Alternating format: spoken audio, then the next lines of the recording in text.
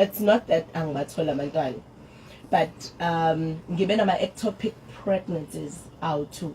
So ectopic pregnancy is when uthi mengabe ukhulelwa umntwana ahlale ku tube bese kuze kube namhlanje awodokotela bakokwazi ukuthi banga remove lokho kusuke ku tube bakuyise esibelethweni. So uma kukhulela kwi tube usuke kuzoba nento ebizwa ngokuthi I tube lizoqhuma ngithi, so ngeke uphile mangase kuqhume because I tube anwebeka lidalelwanga ukunwebeka kukhulele umuntu kulona. So ngiyabathola abantwana, so I'm not barren. Okay.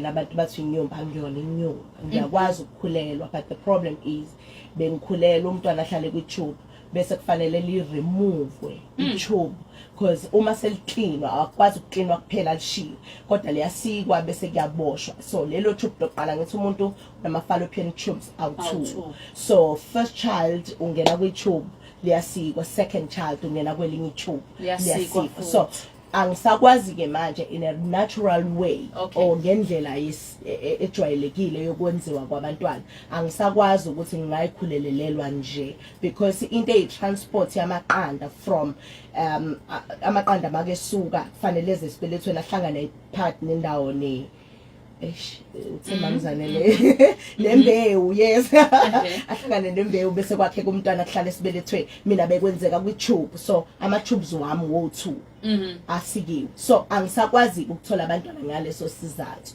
So ngiunderstandeke kwi process yokuhlinzwa ngikhishwa tube ngiphinde ngihlinzwe ngikhishwa tube ukuthi ngisakwazi ukuthi ngizenzele umntwana in a natural way.